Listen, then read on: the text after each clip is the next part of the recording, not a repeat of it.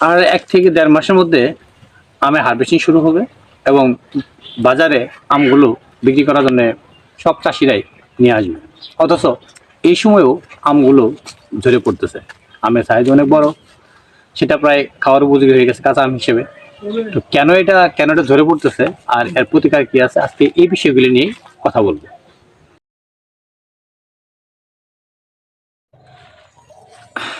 Master গার্ডেনের পক্ষ থেকে সমস্ত বাগানপ্রেমী, গাছপ্রেমী এবং ফলপ্রেমী যারা আছে সবার প্রতি আমার আন্তরিক অভিনন্দন ও শুভেচ্ছা।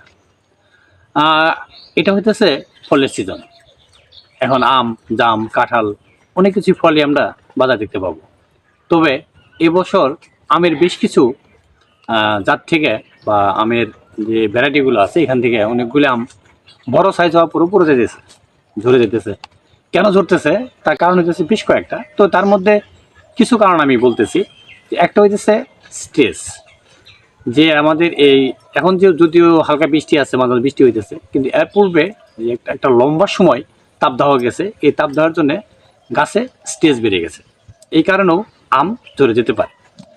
আর 2 নম্বর হইতেছে যে সময় আমের গুটি ছিল সেই সময় যে খাবারগুলো দেওয়ার কথা গাছের গোড়ায়, যারা দিয়েছেন তাদের তো খাবার এখনো দেওয়ার প্রয়োজন নেই।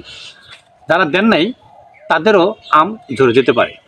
আর 3 নম্বর যেটা কারণ সেটা হইতেছে যে হোপার অথবা চোষক পোকা আমের গোড়ায় যে গিটগুলো থাকে সেখান থেকে রস চুষে খায়, যার ফলে আম সঠিকভাবে গাছ থেকে তার প্রয়োজনীয় পুষ্টি উপাদান বা খাবার সংগ্রহ করতে পারে না, বিধায় সে ঝরে পড়ে যায়।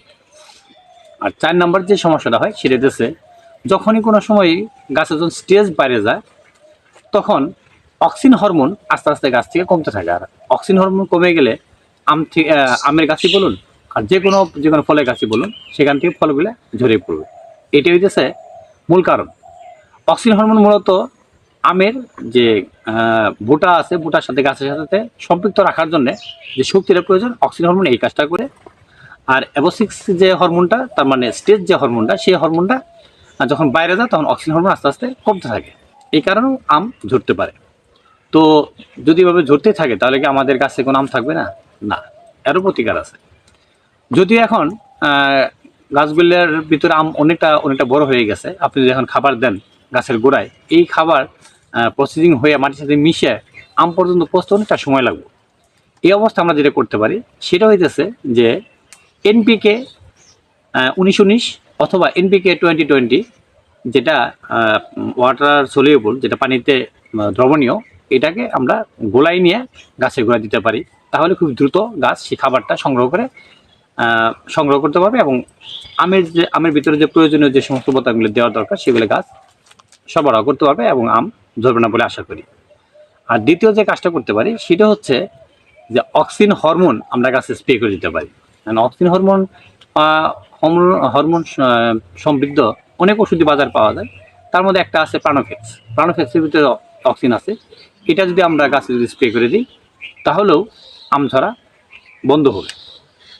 আর যদি অতিরিক্ত তাপদাহ বেড়ে যায় বা সূর্যের তাপ যদি খুব প্রখরভাবে গাছে পড়ে, তাহলে আমরা অবশ্যই বিকালবেলা ঠান্ডা পানি শুধুমাত্র স্প্রে মেশিনে উঠায় পুরো গাছটাকেই আমরা ভিজিয়ে দেবো ঠান্ডা পানি বিকেলবেলা।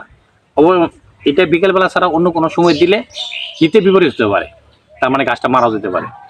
যদি কয়েকটা দিন এরকম পরিশ্রম আমরা যদি করতে পারি তাহলে অবশ্যই আমাদের এই বাগান থেকে বা গাছ থেকে আমগুলো ঝরে পড়বে না।